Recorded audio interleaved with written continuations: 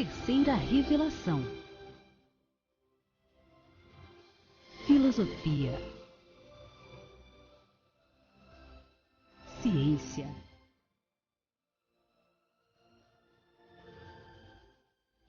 religião.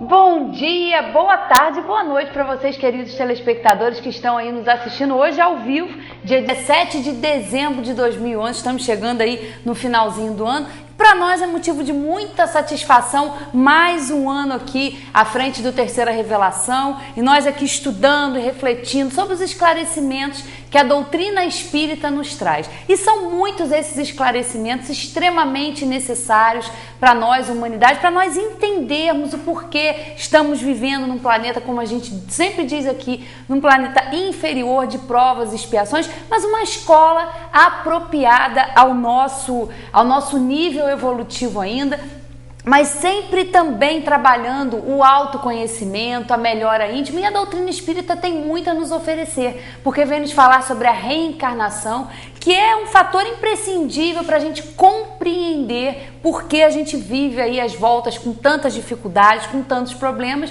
mas como eu já disse aqui, é apropriado à nossa evolução, ao nosso nível evolutivo. Então, nós estamos aqui e provavelmente fazendo o último aí ao vivo, porque nós estamos aí no final do ano, agora vem Natal, Ano Novo, mas agradecendo já toda a participação de vocês, queridos internautas, como a gente tem participação, como a gente recebe e-mail pelo ternatv@oi.com.br, a gente tem vários nomes aqui, já enviamos, aproveitar aí, se o João estiver nos assistindo lá dos Estados Unidos, já mandamos os livros para ele, porque ele pediu, nos escreveu através do e-mail pedindo os livros, então nós já mandamos aí os livros da codificação, e você também que se interessa, que gosta, pode nos escrever e nos ajudar na divulgação da doutrina espírita, que realmente faz toda a diferença quando ela é estudada da maneira correta, nas 5 obras básicas, como a gente sempre fala aqui, através do Livro dos Espíritos, do Livro dos Médiuns, do Evangelho segundo o Espiritismo, Céu, Inferno e a Gênese, que são as 5 obras básicas da codificação, e é através delas que a gente realmente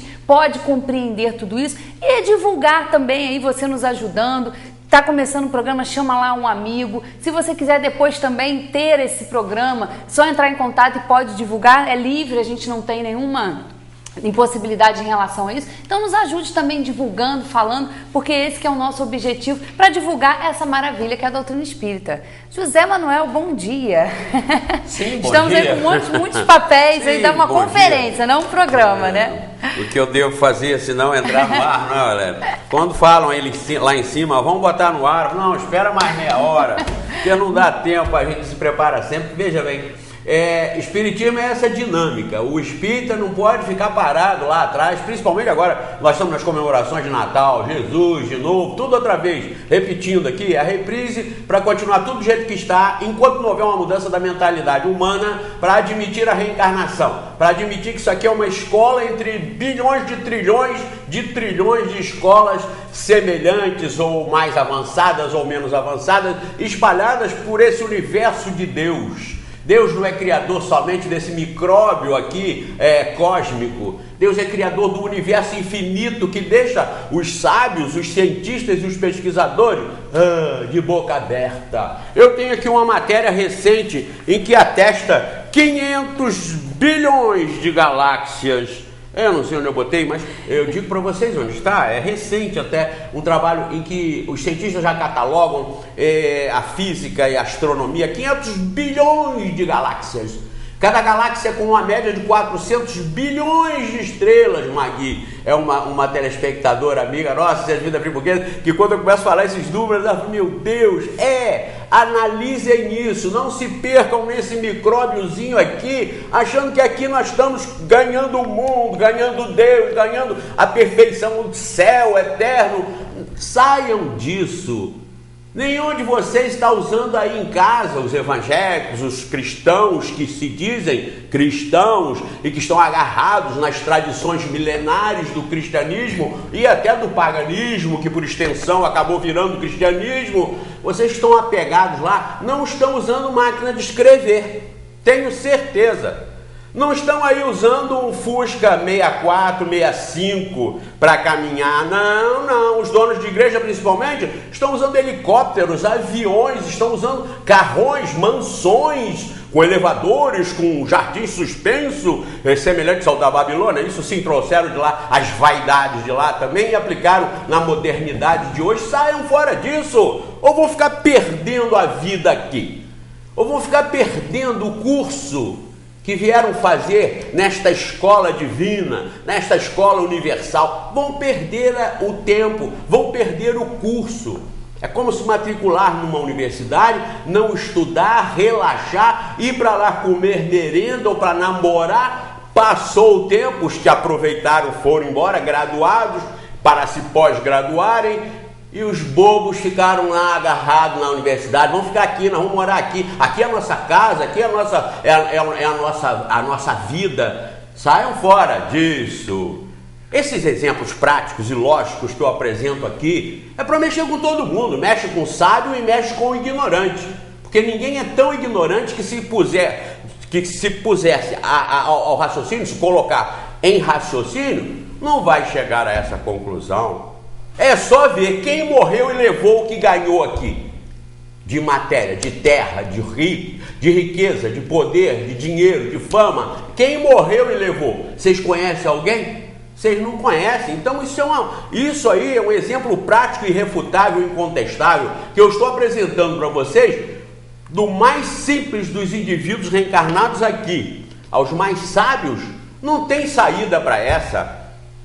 Agora, achar que depois dessa morte do corpo, em que se levou o tempo, a vida inteira, no orgulho, na vaidade, na arrogância, achando estar salvo assim e o resto todo desgraçado, ainda esperar a paz e o céu e a felicidade eterna? Claro que não é assim. Vocês sabem que não é assim. Um presidiário aqui na Terra, por mais bom comportamento que ele tenha, por mais dedicação que ele se empenhe na própria recuperação, quando ele sai do presídio, ele é marcado, carimbado pelo preconceito social, porque o pessoal fica com o pé atrás. Será que ele realmente se transformou? Será que ele não vai furtar de novo, roubar de novo? Será que ele não vai matar de novo?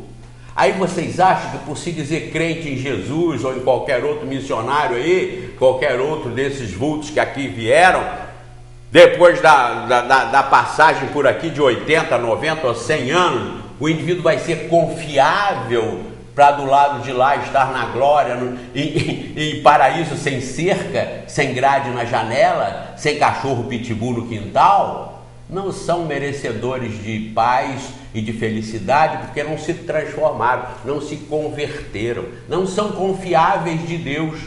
Mas Deus não está lá se vingando de ninguém e nem mandando o pessoal para aqui para sofrer, para se desgraçar todo aqui. Ninguém vem aqui para sofrer. O sofrimento é uma consequência da ação, mas ninguém vem aqui para sofrer. As pessoas vêm aqui, os espíritos reencarnam aqui para progredir, respondendo até já a uma questão de um internauta. Nós não viemos à Terra para sofrer, nós viemos para progredir. O sofrimento é uma consequência do desarranjo que o espírito arranjou, ou fez, ou foi protagonista em atitudes de vidas anteriores. A história de não lembrar, isso não é o argumento, porque não lembra, porque se lembrasse, seria mais difícil reformar. Seria mais difícil reformar, porque o indivíduo é colocado em meio a inimigos, em meio a todos os problemas que ele tem que vencer porque estava acumulando no passado, e se ele lembrar, ele continua mantendo os mesmos inimigos, ele continua mantendo as mesmas irregularidades da vida que tinha anteriormente. Mas vejam bem, o que se tem que compreender nessa Terra, nesse planeta, nessa escola, nesse micróbio cósmico universal, é de que nós não somos daqui e nem estamos aqui para despejar nosso orgulho, nossa arrogância e nosso egoísmo em cima dos nossos semelhantes. e nem fazer com que nós sejamos o rei, o todo-poderoso daqui do universo. Nada. Temos que cair na real. Ninguém é tão forte que não tenha o medo de chegar lá no final e prestar conta. O medo da morte que se aproxima. Esse é um Natal que nós vamos chegar aí no dia 25, uma mera convenção, como vocês vão ver aí, uma combinação, uma arrumação, um comércio, um negócio. É um negócio, como é dia das mães, dia dos pais, como é dia do professor, do avô, da avó, da madrinha, do tio, dia da criança, dia do velho, dia do cego, dia do mudo, dia do surdo, tem dia para tudo, para vender alguma coisa, Passou a época, é outra. Acabou o Natal, entra no Carnaval. Opa, o Carnaval. Não, ainda passa pelo final de ano, Réveillon. E é tudo negócio, tudo comércio, tudo mercado. Os pacotes para viagem e tal, tudo visando dinheiro, só dinheiro. Atrás do dinheiro a alegria, a satisfação, que é a ilusão do planeta. Eu chamo a atenção, tenho chamado ultimamente a atenção para o seguinte: vir morar aqui, vir aqui para desempenhar as funções intelectuais e morais, para exercitá-las e avançar, é como colocar o gordo para trabalhar na pizzaria. A pizzaria vai ter tudo que o gordo gosta, que ele ama, e ele acaba se envolvendo, e ele engorda mais ainda. A gente vem para cá para vencer as paixões, o egoísmo, vencer os defeitos da alma. Mas nós viemos num planeta que tem tudo que essa alma gosta, porque senão ele não teria mérito. Se o camarada nunca roubou porque nunca teve chance de roubar, qual é o mérito dele não roubar? Não é? Prestem atenção. O mérito está em você ter a oportunidade, que aliás dizem que a oportunidade faz o ladrão, e é verdade. Ladrão que nunca teve oportunidade não consegue roubar. Agora tem a chance e rouba, então pronto. Aqui nós temos a chance de errar toda hora. Temos a chance de odiar, a chance de ter inveja, orgulho, a chance de prejudicar os outros, a chance de querer ser o melhor do mundo, querer ser o mais importante, se não do mundo do país, se não do país, do estado, se não do estado, da cidade onde mora, se não da cidade onde mora, da rua onde mora, se não da rua onde mora, dentro do quintal dele, se não dentro do quintal dele, mandando do cachorro. Porque quando o camarada é mandado pela mulher, mandado pela empregada, ele se desfora no cachorro. Canil! E o cachorro canil. Aí ele se segue. Pelo menos o cachorro. É a essência do nosso erro, do nosso egoísmo. Eu e você, todos nós. Não tem na humanidade quem não tenha isso. Ou quem não teve isso, excetuando os grandes vultos e mestres que passaram por aqui. E que eu cito de vez em quando, sendo que o clímax desses mestres foi Jesus. Nada em que o Espiritismo esteja se apropriando do cristianismo para se implantar como cristão. Não. Mas como Jesus, segundo os Espíritos, foi o mais perfeito que aqui já habitou, vindo já perfeito de outras partes desse universo, ou até de outros universos, porque a criação de Deus é infinita. Então, quando Jesus veio aqui, que se estabeleceu como mestre, ele demonstrou que a sua doutrina dele, que ele aqui deixou, espelhava, como nenhuma outra até então que existe no planeta, espelha a verdadeira vontade de Deus, as regras de Deus. E nós estamos dizendo isso por quê? Porque nós concordamos com Jesus? Não, nós concordamos com as regras, com as leis que ele trouxe. Amar ao próximo como a si mesmo e a Deus sobre todas as coisas encerra uma doutrina, ou é o arcabouço de uma doutrina perfeita. Amarás a Deus sobre todas as coisas e ao próximo como a ti mesmo. O exemplo do samaritano universalizou a caridade, o amor ao próximo. Então, o cristianismo não exclui nenhuma outra doutrina, assim como o Espiritismo não exclui nenhuma outra. Por isso que o Espiritismo e o cristianismo têm uma afinidade muito grande. A moral que os Espíritos trouxeram no Livro dos Espíritos não poderia ser superior à de Jesus, porque a de Jesus é perfeita. E essa perfeição não foi para dizer que os que seguem Jesus estão salvos, estão felizes e contentes porque têm Jesus no coração. Mentira pura. O que importa e o que consolida dá credibilidade ao cristianismo como doutrina universal é que não discrimina nada em ninguém. Não é uma doutrina a mais contra os muçulmanos, contra os budistas. Não. O próprio exemplo do samaritano. Homem tido como de má fé, homem tido como um qualquer, e no entanto foi ele a quem Jesus deu o exemplo de ter socorrido e visto no semelhante um verdadeiro irmão. Nós somos todos irmãos, negros, brancos, amarelos, vermelhos, somos todos irmãos. Nós não temos privilégios nenhum uns sobre os outros, hierarquia nenhuma uns sobre os outros, senão a moral, hierarquia moral. Essa é a que importa e é que faz a graduação da espiritualidade em todos os universos, a hierarquia moral. Logo, o cristianismo se irmana, o cristianismo se acopla às leis morais reveladas pelos espíritos superiores, porque o cristianismo advém através de um missionário que foi Jesus, o mais perfeito espírito que aqui já esteve encarnado.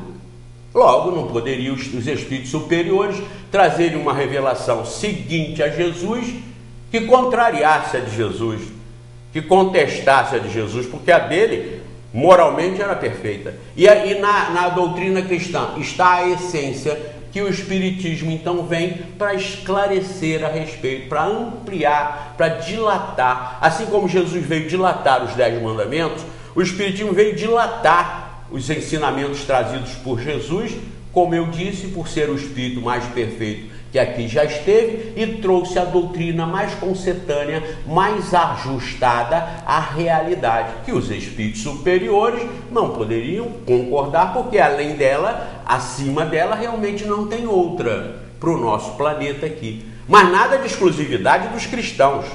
As regras da educação, não existe física cristã. Existe? Não existe matemática muçulmana.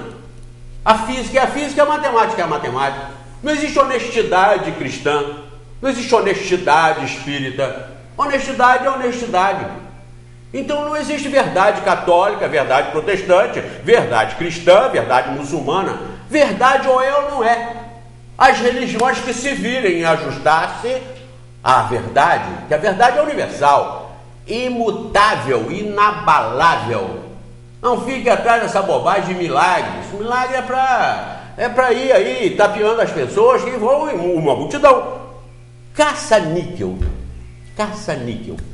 Uma praga que se dissemina e a polícia está sempre atrás e acha aqui, acha ali, acha no vizinho, acha no bar, acha nos fundos da casa, em tudo quanto é lugar. E aquela multidão de pessoas presas. Eu pergunto a vocês, quem tem dúvida que a máquina de caça-níquel foi feita para dar lucro ao proprietário dela?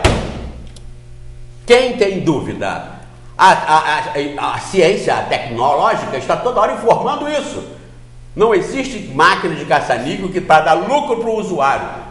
Existe para dar lucro para quem explora ela. E, no entanto, todo mundo nos joga no raio. Por que tem o raio da máquina? Porque todo mundo quer. Porque todo mundo quer jogar. Por que todo mundo joga na loteria, sabendo que não vai acertar? Aí você pode pensar, não, um dia eu acerto. Pois bem, fica aí 100 anos tentando acertar e depois você vai perder o tempo nas ilusões. Se eu acertar 100 milhões, se eu tirasse, não precisava nem 100 milhões, eu podia dividir 100 milhões com um. Às vezes é tão ganancioso e tal, que ainda fala em dividir 100 milhões com mais um, para ser 50 milhões para cada um.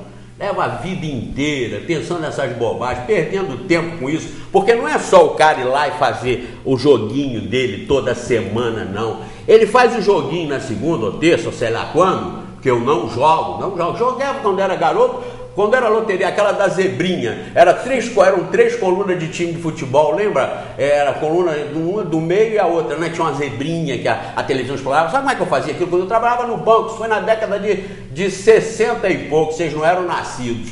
Eu pegava aquilo ali no banco, aquela cartelinha, e virava de cabeça para baixo assim, e começava a marcar assim, ó. Aí os meus colegas falaram, claro que você não vai acertar isso, né? Eu não entendo nada de futebol, eu só sou Vasco da Gama, porque ele é o glorioso, mas não entendo nada de futebol. Eu botava aquilo de cabeça para baixo e marcava aquilo tudo. Aí os meus colegas falaram, claro que você não vai acertar isso. Eu falava, você não entende nada, não faz de cabeça para baixo? Eu falei, quantas vezes você já acertou? Vocês que entendem, quantas vezes já acertaram? Então não é só o marcar ali, é que depois que você marca aquilo ali, você leva o resto da semana fazendo planos para gastar aquele dinheiro. Aquilo te alivia. Você é pobre e miserável. Ou então você é rico, mas está em decadência, está devendo até aqui, ó. Sua Hilux, você já não pode nem ver que ela te dá depressão, porque está com 4 parcelas vencidas e a financeira já está em cima, já está te mandando telefone, você já não atende telefone, lembra? Não é um inferno, mas tem que mostrar a pose, tem que estar de carro novo, de parcelado em 180 vezes, mas é um carrão, não é? Ficamos perdendo a vida nisso. Está dando para perceber ou não está? Então o camarada, ele não vai ganhar, ele sabe. São milhões que jogam nas loterias da vida, não vão ganhar, mas aquilo é um alívio para durante a semana ele está lá sendo mandado pelo chefe, ou ele está lá com aquelas prestações todas vencidas, mas ele está no fundo com aquela ilusão. Eu vou acabar acertando na loteria, e eu acertando eles vão ver. Aí vem aquela humilhação. Eu estava num clube em que tinha uns carrões, Audi, Corolla. Eu cheguei num Uno 96. Cheguei lá, parei do lado daqueles carrões. Minha neta até falou assim: Ivo, olha o nosso carro deles. Fala assim: o nosso está pago. O nosso não tem problema, não me preocupa em nada. Não preciso nem fechar a porta. Aliás, quando fechei uma, abriu a outra. Fui do outro lado, fechei a outra, abri a outra. E aquele povo todo, aqueles carrões, Audi, aqueles MP4, sei lá, W não sei o quê. Todo mundo. Dali a pouco, eu tranquilamente ali, escutei um barulho. Sabe o que era? Uma Ferrari de 2 milhões de reais que chegou, aliás, de um amigo meu, de criança, dono de uma das maiores empresas da América do Sul no ramo. Chegou com aquele carrão, sem falar nada, só com aquele barulho, humilhou todo mundo. Aí o meu Uno 96 já não fez nenhuma diferença para os outros em relação à Ferrari. Eu que não ligo para isso, achei linda a Ferrari, que maravilha, e ainda vi que era do Rogério. Falei, pô, que bacana, que carrão, bonito, eu quero um. Claro que não. Para quê? Para quê?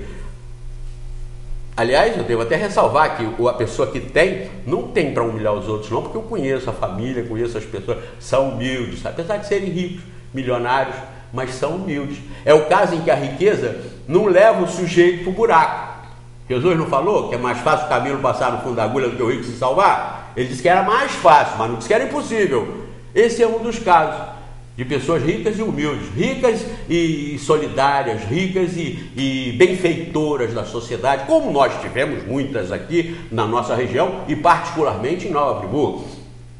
Então observem bem, nós não estamos aqui para sermos o mais importante do mundo, para mandar em alguma coisa. Nós temos para nos conhecer e mandar em nós mesmos, nos dominar, as nossas tendências negativas, as nossas influenciações de querer ser os melhores. Sigamos Sócrates no grande ensinamento de que o que eu sei é o que eu nada sei. Sejamos humildes. Enquanto nós não formos humildes, nós não evoluímos, nós não progredimos. Enquanto a humanidade não compreender que Jesus não veio para salvar uma meia dúzia de orgulhosos e vaidosos, que às vezes me mandam e-mail aí, debochados, como tem um aí, e-mails debochados, em que o camarada ainda fala, é Salvo, né? Salvinho da Silva, não está aí. Mas eu vou depois citar o nome, que eu falo e dou o nome, eu não tenho medo de nada. Porque eu não estou aqui passando programa, aí rodapézinho para vocês irem lá, porque é lá que eu vou empurrar as coisas em vocês. Nada. Vocês não vão me conhecer pessoalmente, a maioria, 99,9%, não vão me conhecer pessoalmente. Eu não sou candidato a nada, nunca vou pedir voto de vocês, nunca vou ganhar nada com isso, a não ser, sim, individualmente, pessoalmente, a satisfação de conhecer esta maravilha da doutrina espírita e ver como isso tem lógica, faz sentido, nos dá segurança, não nos coloca melhores do que ninguém, mas nos mostra que nós estamos nessa escola como nós vamos para as escolas curriculares normais da nossa cidade, para estudar e sair de lá melhorados, não é isso? Ninguém quer que o filho fique na escola reprovado durante 50 anos. Ninguém nascemos para ir para a escola, mas não para ficar nela, mesmo escola sendo uma coisa boa. Nós não viemos à Terra, por exemplo, como escola para ficar nela. Nós viemos para aprender o que ela pode nos ensinar como imortais, como indestrutíveis que nós somos. Morreu o corpo, a terra não vale mais nada para o indivíduo. Está sem o corpo, não pode atuar mais na terra, não pode mais se relacionar com os homens na terra, com os seus irmãos encarnados na terra. Então, morreu o corpo, acabou a oportunidade. A escola terrena é para que nós nos matriculados nela aprendamos o que ela pode nos fornecer como espírito. Eu disse como espírito, porque se você veio para cá para conquistar patrimônio da terra, você pode conquistá-lo, mas só até você morrer. Morreu o corpo, você perdeu todo esse patrimônio. E aí sim fica agarrado às coisas materiais da terra e fica preso aqui. Finalidade nossa não é ficar na escola, como a do aluno não é ficar na escola. É aprender lá e sair de lá para outras escolas melhores, para outras escolas mais avançadas. E daqui nós devemos estar saindo para mundos melhores se nós fizermos corretamente os deveres de casa. Então, queridos internautas, queridos telespectadores, vejam que maravilha. Liberta! Não se prenda a esse negócio de religião. A ordem universal está perfeita, imutável e irretratável, porque foi feita por uma inteligência suprema, perfeita, supremamente perfeita. Então não foi feita para ser modificada. O Zé Mané lá, ou Mané, como disse o internauta para mim, mas no sentido pejorativo mesmo, porque ele se disse salvo, feliz, alegre e contente, com o Espírito Santo imerso no seu próprio coração, e chamando e humilhando os outros, tentando humilhar os outros, igual o pessoal dos carros. Olha lá, quando aparece o outro que sem querer mostra o status realmente que se pode ter na Terra, um grau máximo, humilha todo mundo.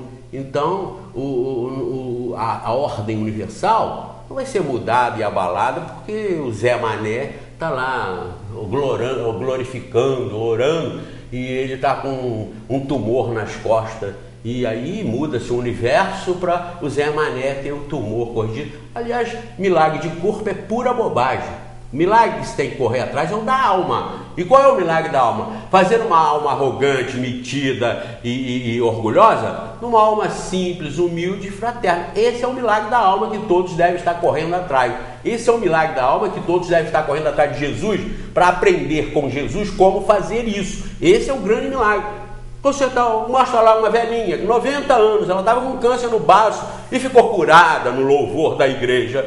E daí? Mostra essa mesma velhinha daqui a 20 anos. Não vão mostrar porque ela morreu. Então o que adiantou o milagre? O problema do fígado muitas vezes é você parar de beber. Conserta o fígado dele e ele volta a beber. Então não é melhor não consertar o fígado? Quantas mães prefeririam que seu filho tivesse uma cadeira de roda do que ele estar assaltando, roubando e traficando por aí? Eu garanto para vocês que todas elas. Preferia o filho numa cadeira de roda, ali, ao lado dela, sendo tratado, cuidado, amado, estudando e aprendendo e desenvolvendo alguma arte, alguma coisa, do que ele ser um camarada sadio, sarado, está roubando, matando, corrompendo. Vejam então, a joia a ser lapidada, a pedra a ser polida, é a alma, não é o corpo, é a alma.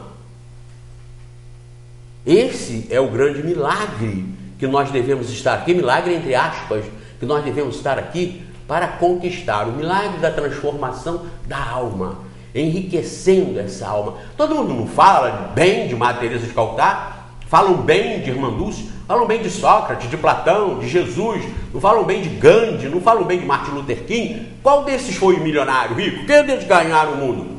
Foram poderosos no mundo? Qual deles? Todo mundo fala bem deles? Fala bem só para status, é igual o Natal.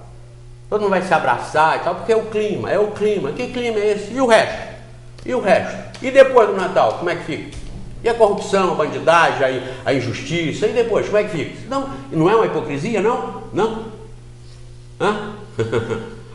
Mas que época linda! A verdadeira época do Natal, o espírito do Natal, ele surge depois de uma catástrofe, depois de uma tragédia.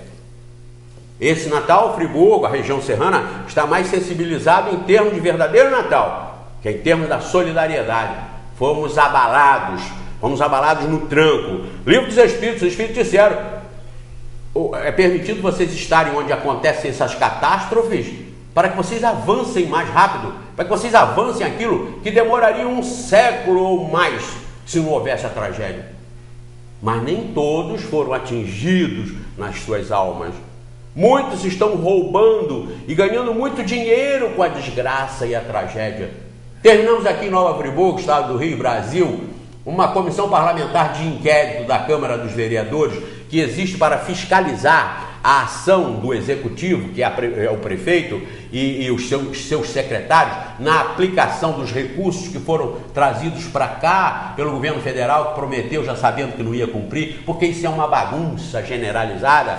Os que estão em cima já sabem lidar com isso. Aconteceu a desgraça, aperta o botão da desgraça. O botão da desgraça diz assim: bom, vamos mandar verbas, vamos isso, vamos aquilo. Sabe que não vão mandar nada, ou vão mandar daquilo que prometeram 1/10. Sabe por quê? Porque sabe que é uma bagunça geral. O pouco que vai ser mandado vai ser roubado, desviado. 10% vai ser aplicado para fazer figuração e 90% vão ser desviados. É o que aconteceu aqui, em todas as áreas atingidas por aqui. Acontece particularmente no Brasil e no mundo inteiro, porque os bichinhos que vieram morar aqui, que somos nós, foi como Deus falando para os santos. Tem uma história que Deus estava fazendo o mundo e todo mundo, que coisa linda, os santos olhando de lado, que maravilha, e Deus arrematava, ajeitava os oceanos, os continentes, botava riqueza aqui, riquezas naturais, e os santos olhando, falando: isso vai ficar melhor que o céu, isso vai ficar melhor que o céu, está ficando melhor que o céu. Quando Deus acabou, os santos aí não aguentaram. Um deles, representando todos, foi lá e falou: senhor, isso aí ficou melhor do que aqui. Aí Deus falou: sim, nós ainda não acabei. Vocês vão ver agora os bichinhos que eu vou botar morando aqui. Vamos nós, desgraçou tudo, não. A comissão parlamentar de inquérito que eu estava falando aqui apurou irregularidades e mais irregularidades. Apurou desde desentupimento de bueiro, onde tinha 1 metro de lama acima da rua, mas passaram a nota de que desentupiram os bueiros por baixo, e a lama com 1 metro e pouco acima, carros enterrados, e desentupiram os bueiros. Até pintura de meio fio, até uma série de coisas que não foram feitas, mas foram cobradas regiamente. O botão da corrupção, quando acontece a tragédia, ele é acionado. As grandes empresas já têm os aspiradores do dinheiro que o governo vai mandar para lá, porque é uma lógica, tem que mandar. O presidente vai lá até visitar se for preciso e promete tudo. Aí o eleitor, bobamente e merecidamente, que somos nós responsáveis pelos governos que temos, somos nós todos. Não adianta dizer que não votou neles, nós fazemos parte da sociedade. E o que nós estamos fazendo para mudar? Às vezes nada, só sentado na poltrona e criticando, falando que está tudo errado. Mas aí vem e prometem. As vítimas acreditam e acreditam, como na loteria que eu falei, fazem o joguinho e fica o resto da semana esperando, acreditando. Mas no fundo sabe que não vai acontecer. Hoje, 1 ano depois praticamente da nossa tragédia, tudo a mesma coisa com sintoma de agravamento, porque agora a CPI já encaminhou todas as informações para o Ministério Público Estadual e Federal e começarão a ver as tragédias das ações judiciais contra os indivíduos que já estão acautelados na impunidade. Os boca largas que vieram e passaram o aspirador e levaram o dinheiro todo, fizeram lá, pintaram um barranco, tiraram uma pedra daqui, rasparam a cidade dali. Agora o resto. Aqui em Friburgo tem contenção que nos irrita, que nos emociona em ver como podem as pessoas fazerem isso. Contenções de 200, 300 metros de encosta, de milhões sendo gastos ali, com uma única casa. Lá em cima, por sinal, uma casa de classe média alta, lá em cima, não sei se é por isso, e lá embaixo uma floresta, uma mata. Estão protegendo nada ou segurando nada para evitar uma tragédia em coisa nenhuma. Enquanto existem milhares de casas, de pessoas aqui, de penduradas nos barrancos, casas e mais casas ameaçadas de descerem nas próximas, que já estamos enfrentando, e o dinheirão, milhões de reais, mais de 50 milhões de reais sendo aplicados para botar um saco de lona, igual saco de lona emendado, e jogar uns sementes de braquiária, aí aquilo começa a brotar, ilude. Estão segurando aquilo. Serviços orçados, mais de 50 milhões de reais, onde honestamente não devem ser gastos 10. Isso, e que religião tem a ver com isso? Tudo. Porque se a religião dos corruptos dissesse para eles o que o Espiritismo diz, ensina para a humanidade, reencarnação, escola, de passagem, errou aqui, vai ser reprovado, vai voltar em situações piores para vencer os mesmos obstáculos, mas situações piores, mais cruéis, mais sofredoras, aquelas situações que os próprios corruptos causam hoje, eles vão enfrentar amanhã. Sabendo disso, por que corromper? Por que roubar? Por que matar? Por que ser egoísta, orgulhoso, vaidoso? Por que? É o efeito do Espiritismo, que acoplado com o cristianismo, que o Espiritismo veio dar a puxada. Guardem bem, cristianismo deu a puxada nos 10 mandamentos, nas leis de Deus recebidas por Moisés. Deu uma puxada e uma ampliação geral com outra mentalidade, com outra situação, com outra época. O Espiritismo vem puxar o cristianismo para avançá-lo e compatibilizá-lo com essas maravilhas que a gente tem aqui, ó, raciocínio dos animais, milhões de coisas que eu ainda tenho que falar, a vida em outros planetas, milhões de coisas que nós temos que falar para mostrar que o Espiritismo nada mais é do que a evolução da inteligência e do sentimento dentro das regras universais da inteligência suprema que é Deus, para que nós todos sejamos perfeitos. Ninguém no inferno é eterno. Inferno é uma circunstância passageira de cada indivíduo. Você faz o seu inferno dentro de você. Você faz o seu céu dentro de você. O céu ou o inferno é um estágio em que a nossa alma se encontra pelas nossas próprias ações e maneira de agir. Quando essas ações são desordenadas das leis naturais, das regras de Deus, nós sofremos as consequências. Quando elas são ordenadas e disciplinadas de acordo com as regras de Deus, nós estamos no céu, nós estamos nos realizando, sendo felizes, alegres e contentes e marchando aceleradamente para a perfeição que nos aguarda e que não tem pressa para que a gente chegue lá. Mas quanto mais errar, mais sofrer. Quanto menos errar, menos sofrer e mais aceleradamente nós estaremos cumprindo o nosso papel aqui. Então vejam, não fiquem querendo conhecer Espiritismo para falar com o Espírito. Isso é bobagem. Não fiquem querendo conhecer Espírito para ficar fazendo consulta espiritual, para falar com vovó, para ver se nós vamos arranjar namorado, se vai arranjar emprego, se vai casar, se vai ganhar na loteria. Não fiquem atrás dessa bobagem. O importante do Espiritismo é a filosofia espírita, é a filosofia, são os questionamentos que nos fazem uma formação emocional e intelectual ordenada, organizada, segura, porque nos proporciona uma fé inabalável, capaz de encarar face a face a razão em todas as épocas da humanidade.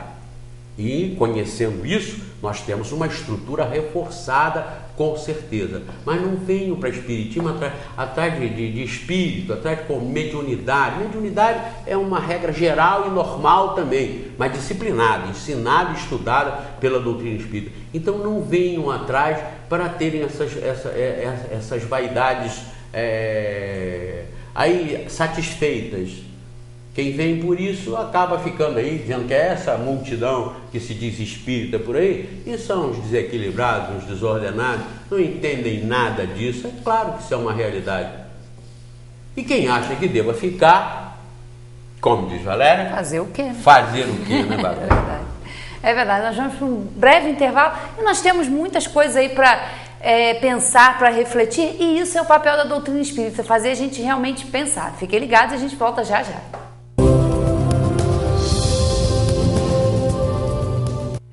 Retornamos aqui e recebemos um telefonema da Eva da Chácara dizendo o seguinte, ó: eu costumo dizer que deveria ter um José Manuel em cada cidade de cada país em todo mundo para divulgar essa maravilha. Um grande abraço a Valéria José Manuel e um ótimo final de ano. Um grande abraço, Eva. E dizendo, mas a gente precisa falar mesmo, né? A gente, como espírita, não pode, como Jesus já recomendava, colocar a luz sobre o alqueire, né? Mas, Eva, eu posso até dizer, olha, eu ontem vendo um dos e-mails, porque a gente tem uma assessoria que cuidava dos e-mails e tal, agora eu estou também tendo acesso aos e-mails, eu até aprendi a entrar lá, é difícil, para mim é muito difícil, então, mas a gente tem que evoluir, não tem? Eu não falo que o pessoal que fica lá atrás de Jesus, lá atrás dos 10 mandamentos, está perdendo tempo. Está perdendo tempo, porque vocês não ficam lá atrás, na pena de ganso, para escrever, molhando, ou então com a talhadeirazinha, cunhando as letras naquela tábua para escrever. Vocês têm computador, não tem? E o mais moderno, porque o do ano passado já tá furado. Os programas do ano passado já estão todos superados. Então vocês não têm um computador? Tem, não tem? Não tem um carro novo, carro do ano? Não tem? Tem, não tem? Não tem a geladeira, micro-ondas, não tem celular, não tem? Não tem? Não anda de avião, não anda? Pois bem, isso não é evolução, não é? E por que fica lá atrás em matéria de Deus? Quem fica lá atrás em matéria de Jesus? Quem fica lá atrás em matéria de universo? Não dá para pensar, não? Não dá, não? A gente evolui em tudo. É óbvio que o computador é uma decorrência da pena de ganso. É uma decorrência do ábaco, é uma decorrência da sacolinha dos pastores, que lá atrás colocavam uma pedrinha na sacola para cada ovelha que tinha. Quando ia buscar as ovelhas, fazia o inverso, ia tirando as pedrinhas para cada ovelha que voltasse. Se sobrasse pedra na sacola, faltou ovelha, vamos atrás. Certo? O computador é a evolução da sacolinha de couro dos pastores. Porque ele tem a essência da sacolinha da contagem. É a evolução do ábaco. É a evolução da pena de ganso. É a evolução da máquina de escrever. O computador tem toda essa essência. Mas quem é que quer usar lá a sacolinha de couro hoje para contar quantas peças estão fabricando na sua confecção? Tem um funcionário para colocar cada calcinha, cada sutiã, cada pijama que vai sendo, vai botando uma pedrinha, uma bolinha de gude na sacola. São milhões, vai botando. Não, porque tem computador lá. Não é evolução? Para tudo. Por que não evoluir para Deus? Por que continuar achando que isso aqui é o único planeta no universo habitado? Aqui é que Deus está agarrado, brigando com Satanás, perdendo para o capeta normalmente, porque 99% daqui estão mais para o capeta do que para Deus. Então isso não tem lógica raciocinar ao contrário, e mostrar entender que isso aqui no universo é um átomo, é um micróbio, e no universo todo de Deus, ele não poderia criar um universo infinito com planetas, bilhões, de trilhões de planetas, para ficar aqui agarrado nessa bobagem que ele criou há pouco tempo, há 4 bilhões de anos agora. O universo tem 18. E o infinito? Pois muito bem. Não dá para raciocinar? Eu estou apelando para o raciocínio, para você chegar à conclusão que a doutrina espírita é o computador da sacolinha de couro, em termos de Deus, em termos de entender de onde somos, de onde viemos, para onde vamos, o que estamos fazendo aqui. Não é importante saber disso, não? Vamos continuar tomando remédio para gripe, tendo câncer? Ninguém quer, né? Mas por que vão continuar ouvindo errado, admitindo como palavra de Deus coisas tolas que qualquer roceiro aí, roceiro no bom sentido até, porque sabem às vezes muito mais do que nós, conseguiria detectar que aquilo não é de Deus? Coisíssima nenhuma. Foram os homens espertos e alguns safados que escreveram lá, e diz que a palavra de Deus todo mundo acredita. Que bobagem é essa? Bota aquilo, confronta com a lógica, com a razão, com o bom senso. Coloque-se no lugar de Deus e veja se como Deus vocês falariam aquilo. Se vocês mandariam botar aquilo lá, vocês vão chegar à conclusão que não. Então tem que sair fora disso. Sai fora disso. Não tomem remédio para gripe quando o mal detectado é câncer. Toma o remédio certo para o mal certo. O Espiritismo é o remédio certo para transformar a humanidade. A humanidade. Para fazer com que todos os alunos dessa escola sejam aprovados mais rapidamente e passem para mundos melhores, para escolas mais avançadas. Então, observem bem esses detalhes, observem bem essas maravilhas e tirem proveito, como nós todos devemos. Nós estamos procurando tirar proveito disso. Olha, como a gente está na época de Natal, né, Zé? Se fala muito da figura de Jesus, quem realmente foi, a gente já deu alguns esclarecimentos. E a gente tem até aqui, ó, a Silvana, que é a enfermeira lá do Raul Sertã, diz que sempre assiste o programa. E ela diz que leu aí no livro do Código da Vinci que Jesus poderia ter sido casado. Ela falou que ficou meio confusa. Então, aproveitando já essa época do Natal, essa figura, se ele teve ou não um relacionamento com Madalena, essa história toda aí que foi levantada, qual é a consequência disso se ele tivesse também, Silvana, vamos lá. E se tivesse? E se foi? Qual o crime nisso? Qual o crime de Maria ter tido Jesus normalmente, como toda mulher, engravida e dá à luz? Qual o crime nisso? Isso é coisa de igreja. Demonizar isso, satirizar isso, é coisa de igreja, coisa de cabeça, que tem que ficar para trás. Ficar para trás. Não matavam e matavam em nome de Deus, em nome de Jesus? Sim, as inquisições para aí não estão passando recibo disso. Larga essas bobagens para lá. Se Jesus casou, se não casou, se teve filho, não teve, isso não tem problema, importância nenhuma. São as igrejas que querem fazer de Jesus um anormal. E a Federação Espírita Brasileira também, que aceita lá no seu estatuto e estabelece que todos os centros espíritas filiados àquela imoralidade preguem o corpo fluídico de Jesus, a virgindade de Maria e a reencarnação de seres humanos em lesmas. Isso está lá na Federação Espírita Brasileira, o que desclassifica essa instituição como representante da doutrina espírita, que é coisa séria, é coisa de espíritos iluminados, espíritos santos, é regra de Deus, não é bobagem, não é estabelecer fé irracional e desmoralizar o próprio Jesus.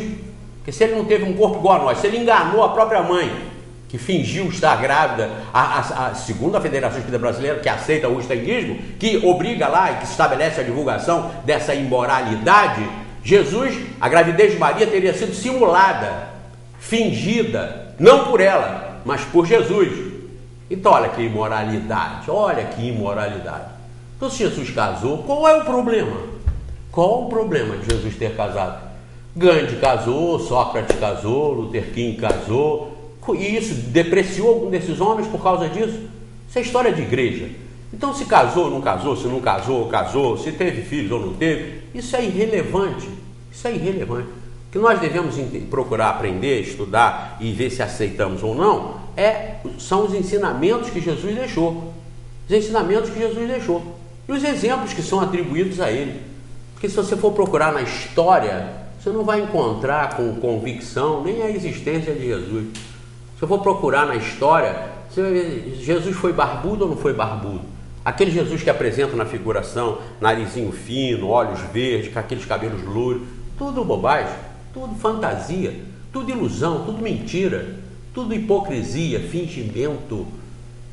Jesus era meio amulatado, meio acriolado, nariz meio chato, conforme aí sim as informações científicas de hoje, analisando os habitantes da época, a raça na época como era, e projetaram perfeito. Como projetaram a Luzia, que foi um fóssil descoberto aqui no Brasil com 11.500 anos, e que, através da informática, através dos recursos tecnológicos de hoje, fizeram a imagem da nossa Luzia, desse nosso ancestral que passou aqui pelo Brasil.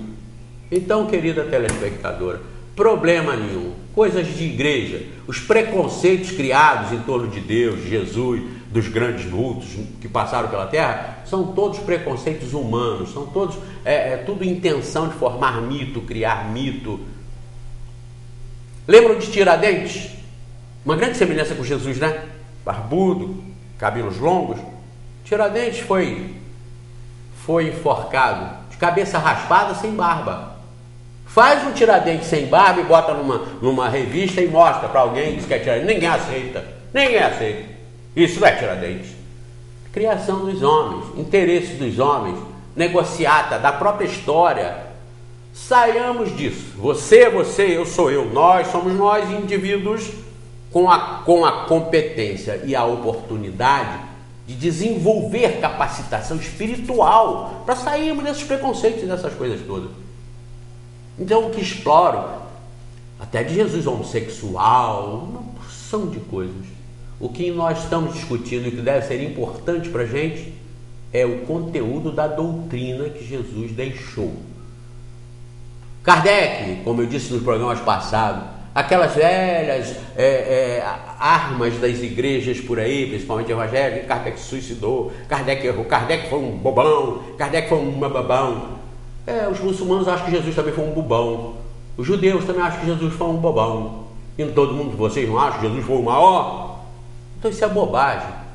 Quando, eu já disse aqui, vou repetir. Quando Moisés desceu do Monte Sinai com os 10 mandamentos na mão, com a tábua dos 10 mandamentos, que ele chegou embaixo, aquela cambada toda adorando o bezerro de ouro, que já queriam voltar para o Egito, onde eles eram escravos. Já estava tudo armado, como na política hoje, naquela época, tudo armado para voltar para o Egito. Moisés meteu aquela tábua na cabeça daquela turma, quebrou aquilo, que depois pegar de novo, destruiu, mandou matar milhares de pessoas. Moisés, o missionário, tinha acabado de receber do próprio Altíssimo as regras, onde dizia lá, não matarás.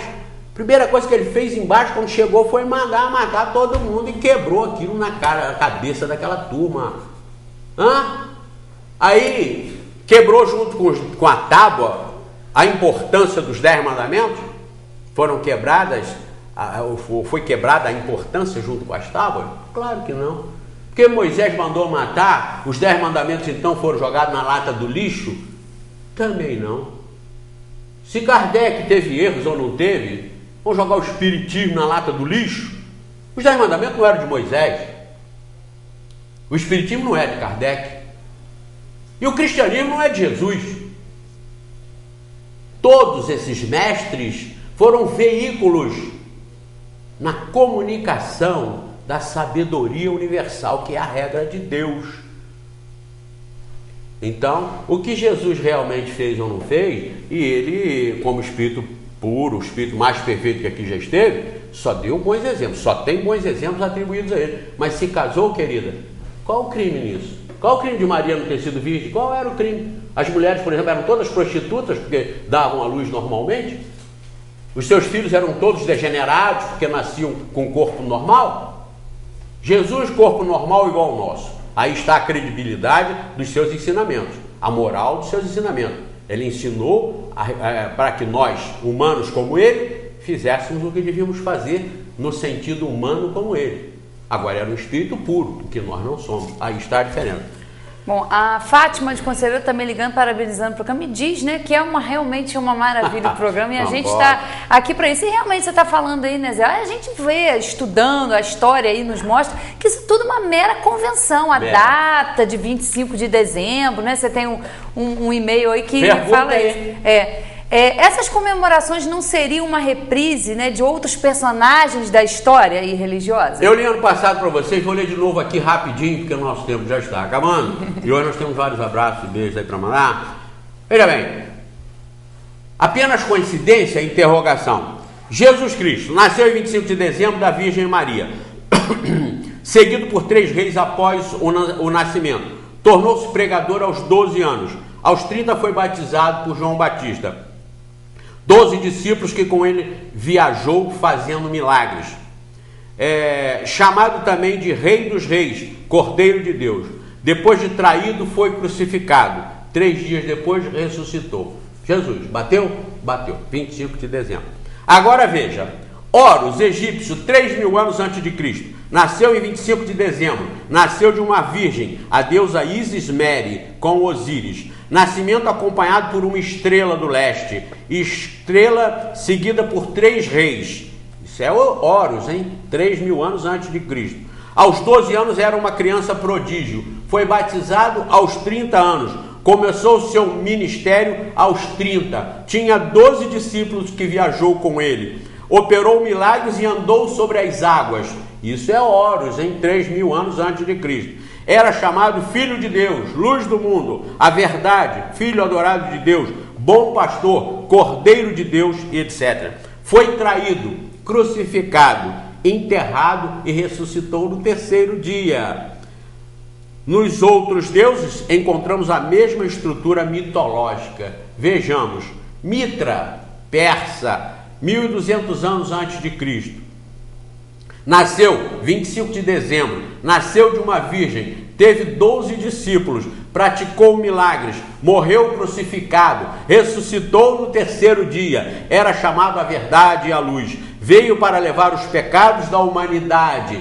Isso aqui é Mitra, hein? Persa, 1200 anos antes de Cristo. Foi batizado como Deus, tinha um filho chamado Zoroastro. Atis, Frígia, Roma, 1200 anos antes de Cristo. Nasceu 25 de dezembro.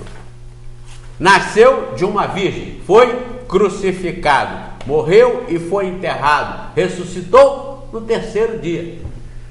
Vocês que estão atrás de Jesus como Salvador, porque ele ressuscitou no terceiro dia, vejam quanta gente estava atrás de muita gente que ressuscitou também, então estão aí decepcionados, né? Prestem atenção nisso. Krishna, hindu, Índia, 900 anos antes de Cristo, nasceu 25 de dezembro. Você veja que o dia está cravado lá. E a turma do cristianismo aí não podia ficar fora dessa. Nasceu de uma virgem, uma estrela avisou a sua chegada, fez milagres, após morrer, ressuscitou. Dionísio, grego, 500 anos antes de Cristo, nasceu de uma virgem, foi peregrino, transformou água em vinho, chamado Rei dos Reis, Alfa e Ômega. Após a morte, ressuscitou. Era chamado de Filho do Pródigo, Filho de Deus. Então, existem outros deuses com características muito semelhantes a estes. Estes são os mais conhecidos, porque coexistiram com a nova religião chamada cristianismo. Ou seja, quando o cristianismo surgiu, tais deuses ainda eram adorados. Este fato é o alicerce que sustenta a teoria do plágio cristão. Então, não tem nada a ver. Jesus não nasceu dia 25, não nasceu em Belém, não teve rei mago nenhum, não teve recenseamento nenhum para que eles fossem de Nazaré para Belém. Foi tudo uma armação, é tudo uma montagem. O clima da época é bom? É bom. Mas funciona? Não. É um negócio, é um comércio. Tanto não funciona que de 2 bilhões de cristãos que existem no mundo, nós temos mais que nos envergonhar do que nos honrar disso. Tá? Analisem isso. Não continuem iludidos como num jogo de loteria. Não continuemos iludidos como tomando remédio com uma doença e estando com outra. Saiamos disso. É um apelo da doutrina espírita, dos Espíritos Santos de Deus, que vieram aqui para nos mostrar isso aí. Existe o Evangelho segundo o Espiritismo, porque o cristianismo, os ensinamentos de Jesus como Espírito mais perfeito, como eu disse no início, não poderiam deixar de coincidir. Então, Evangelho segundo o Espiritismo são os ensinamentos de Jesus à luz da reencarnação, dos mundos habitados e da comunicação dos espíritos. Por isso, o Evangelho segundo o Espiritismo é a ampliação, a reencarnação no nascer de novo, os mundos habitados, as diversas moradas da casa do Pai. Isso é o Evangelho segundo o Espiritismo. E o Espiritismo segundo o Evangelho é o Consolador prometido. Olha o que disse lá o mestre, o sábio Jesus: vou, mas não vos deixarei sós. Enviarei um Consolador que continuará dizendo que eu não posso, porque vocês não têm condições de entender. Em outras palavras, é isso que está lá. Jesus prometendo que mandaria uma nova revelação, um Consolador que ficaria eternamente convosco. Logo, para ficar eternamente com a gente, tinha que ser um ensinamento, uma revelação, e não um homem. Então, o Espiritismo segundo o cristianismo é o Consolador prometido por Jesus.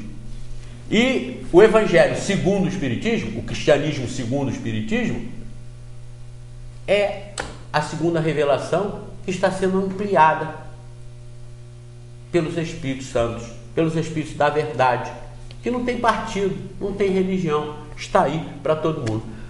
Valéria, nós já estamos no finalzinho. Agradecemos a todos realmente com muito carinho, pela atenção, pela participação, pelas sugestões, pelas críticas. Estamos aí, tudo a gente é analisado. E o nosso objetivo aqui, há mais de 8 anos, sempre foi e será esse esclarecimento que a doutrina espírita tem a nos oferecer, para a gente refletir, para a gente pensar e para a gente ver o mundo de forma diferente. Um grande beijo e abraço para todos. Curtam esse período, sejamos bons nesse período e exercitando para todos os outros.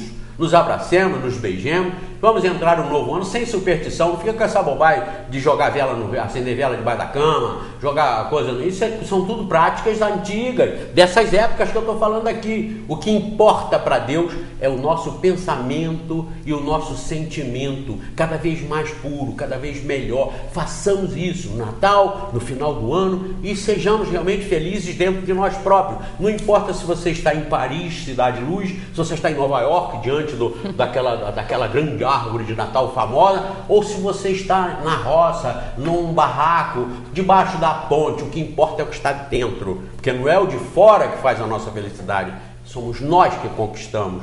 Então vamos fazer isso agora, no fim do ano e no próximo ano, que vai ser tão bom ou mal, segundo as nossas ações e maneira de nós pensar. Façamos a nossa parte. E vai aí um grande abraço que eu não posso deixar de dar, primeiramente para as crianças do loteamento Santo André, Rua João Carlos Sobrinho. Eu estive lá, uma pequenininha me conheceu da televisão, filha da televisão, chamou uma molecada, veio aqui, ó, Yuri, Nathalie, Vitória, Miguel, Rafael, Gabriel, que é irmão gêmeo do Rafael, Mateus, Bia e Bebel. E ficaram em volta do carro. Quando a minha mulher voltou de onde ela foi, aquela criançada toda parecia que eu estava distribuindo doce, cheio, porque me viram na televisão. Então, para todos vocês, Yuri, Nathalie, Miguel, Rafael, Gabriel, Mateus, Bia e Bebel, um beijo, um abração para vocês. Dr. Rogério Ascoli, que gosta muito desse programa, nosso telespectador também, um grande abraço para você, Rogério, foi meu colega de colégio. Dalber, da Centercar, também lá com o Renato, um grande abraço para você, Dalber. Dr. David de Castro Dutra e a Cíntia, que são, o David é meu sobrinho e vai se casar amanhã. Um grande beijo, um grande abraço para vocês. Façam a felicidade de vocês, eu tenho certeza que vocês vão fazer por onde obtê-la. E o Kurt, não é o Kurt Waldenheim, que foi secretário da ONU, não, é o Kurt, filho da nossa querida Cláudia, assistente desse programa há mais de 8 anos. Um beijão para todos vocês, felicidades, e vamos continuar firmes, vamos nos libertar. E vamos, quem sabe, ter um ano melhor do que esse que está passando aí, cumprindo as nossas responsabilidades. Um beijo para todos vocês, nossos internautas, divulguem, todos vocês participem divulgando e sejamos todos o mais felizes que nós pudermos. Um grande beijo e até a próxima. Até ano que vem. Até ano que vem.